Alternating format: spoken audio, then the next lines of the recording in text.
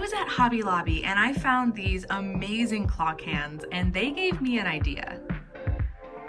I had this old glass tabletop that I wasn't using anymore, so first I went in with some rubbing alcohol and made sure it was really clean.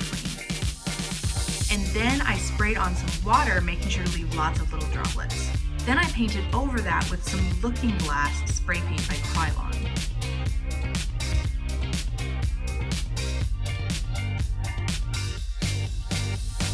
Then I dabbed over that with a paper towel and it created this really cool blotchy antique effect.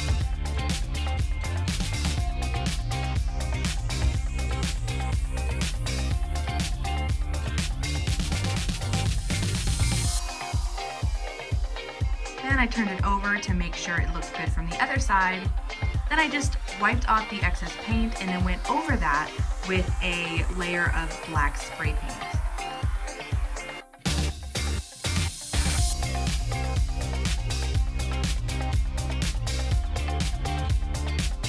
Once that's dry, you can turn it over and see your antique mirror. Now I'm just taking these numbered stencils, which are peel and stick and reusable. They're pretty great. And I'm just going to be painting on the clock numbers. You can be a lot more neat and pretty with this, but since the entire thing is sort of distressed and antique, I didn't want the numbers to look too perfect. So I was a little rough and ready with the painting. But a few more layers of paint will make these look really crisp.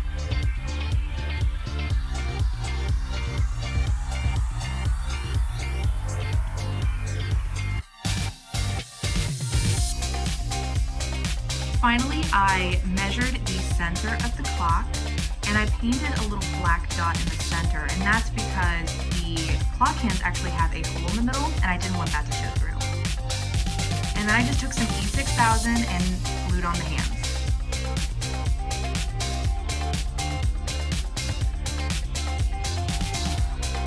And that is it. In about 2 hours, I made this entire antique mirror clock and I am super happy with the way it turned out.